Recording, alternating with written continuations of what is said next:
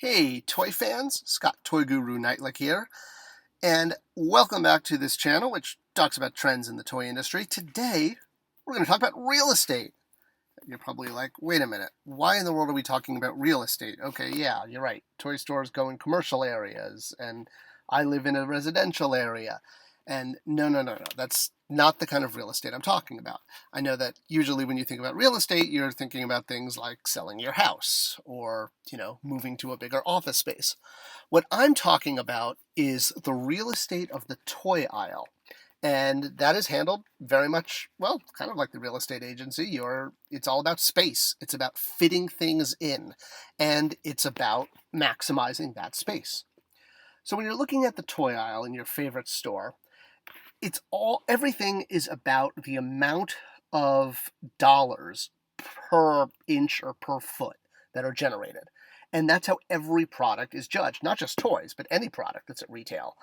Every product is reviewed, after seasons, etc., after, a quarter, after a year, and it's determined, is this product generating enough sales per square foot or even per inch, depending on the retailer, to justify continuing to carry it.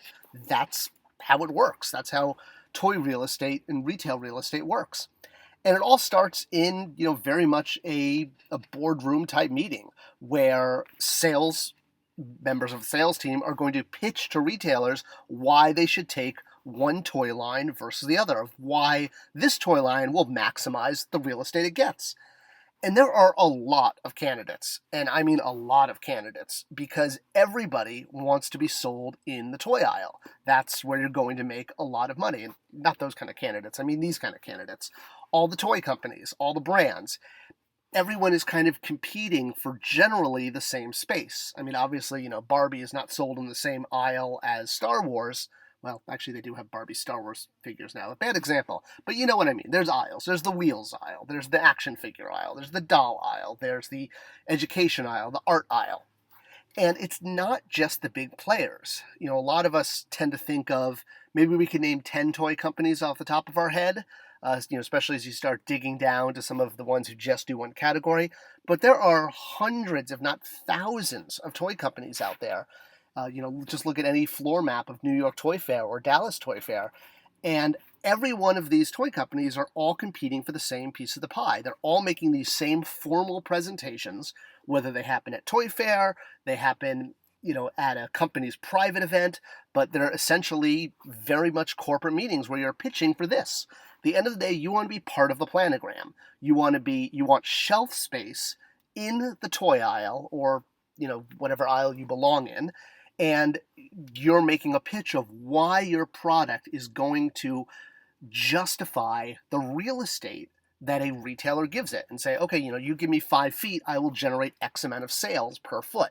And that's really what it comes down to. And that's how toy companies get to be part of a planogram, is by essentially selling the retailer that this toy line will work because it's got this movie or this promotion or this celebrity attached to it. And it's not just aisle space. You're also talking about what's called additive placement or additional placement, things like Endcaps. There's lots of different end caps and lots of different retailers. I think this is an example from Toys R Us before, sadly, it went not here anymore. But every retailer, every major retailer, big box retailer, here's an example from Target. I love going to Target. They have end caps for every one of the toy aisles. And retailers or manufacturers are sort of competing for those end caps. And it's not, again, just in toys. Every product in a big box store is the same thing. Getting to be on an end cap is obviously premium space because it's seen first by the customer. The toy aisle in particular, another example from Target, has something called a premium end cap. They usually have 1 or 2 end caps that have lights and sounds and have interactive, hoopla around them. Usually it's for like the big blockbuster summer movies, and they kind of stretch out and, bring in customers into the aisle, and that's what it's meant to be. It's a beacon to bring you into the aisle saying, hey, if you like this, you'll probably like what else is in this aisle. But it's obviously premium placement, and everybody wants that. But it all, again, comes down to will your product line, your toy line, your juice line, your candles, your underwear, whatever you're selling to a big box store, will it generate the amount of sales to justify getting that space? There's other opportunities too. This is what's called a sidekick, which is kind of just a mini display that is attached between an end cap and the aisle. It's a way to have additional placement.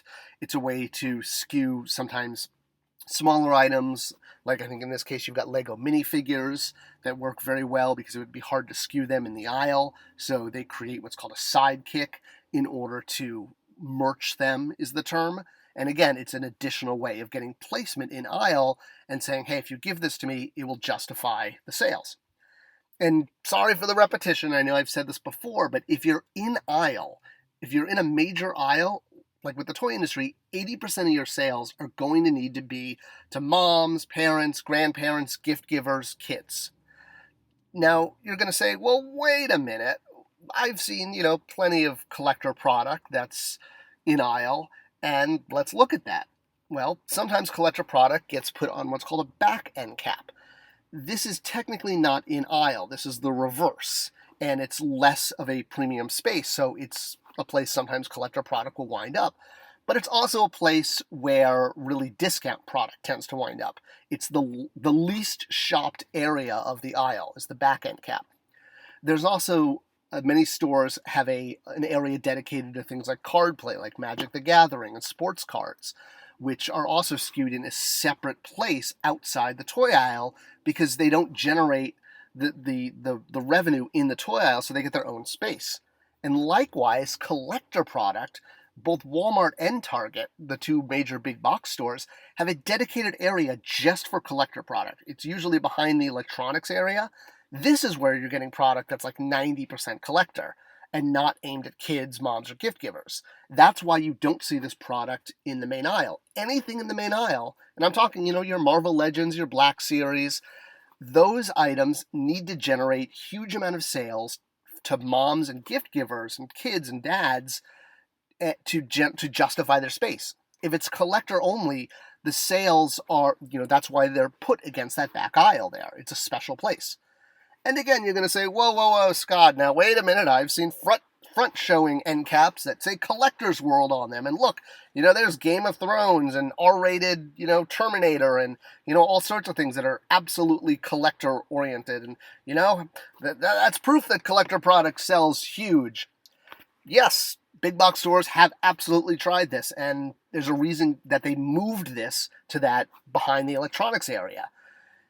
Also, kids collect. So when you see an aisle that says collector section in a main area, it's also because kids are really into collecting. Yes, many retailers have looked at selling adult collector product on front-facing end caps, but obviously the sales have not been high enough to justify the real estate, which again is why they move it to that back area behind electronics. Walmart does that too. I just didn't have a picture of it. But yeah, kids collecting, they do it for free outside. They collect rocks and leaves and bugs and, all sorts of things. If you guys have kids, you know they do this. But it's not limited to things they find in nature. Kids have been collecting since the beginning of time. There were marbles in ancient Rome and ancient Egypt. Collecting is in, we as adult collectors understand the emotional connection, the thrill of the chase, the acquisition. And it's the same for kids. Kids are the biggest part of the collecting market. While we are very passionate adult collectors and we bring so much emotion to it, kids bring even more. Kids are, when you're talking about the collecting behavior, it is literally defined by the way children do this for, again, everything from marbles to even action figures and the what's called the small collectible category. That whole category exists because children are collecting, and children tend to lead this entire play pattern. It's why I think on average, kids own something like 60 Hot Wheels, and why they want to go for different colors and different shapes, or what they call silhouettes. This all appeals to that innate emotion, or need children have for control, because collecting is a sense of control, and when you're little, you want to have control over the world because the world is huge and it feels gigantic and you want to feel like you're the center of the universe. And collecting helps kids and adult collectors feel a sense of control for that. So kids are definitely a huge part of the collecting, uh, industry, if you will, and that includes Marvel Legends and it includes Black Series. Again, those lines would not be an aisle if they weren't also selling to kids. Kids are what drive toy sales, no matter what. And in no way am I saying that manufacturers and retailers don't love the adult collector. They do. They obviously do. But kids are where the purchases are, and that's what drives the real estate of toy placement and how product is merched. I hope this video was helpful. I continue to try to clarify things. If I missed anything, leave them in the comments. I will absolutely look and respond, and subscribe, ring the bell. See you in the toy aisles.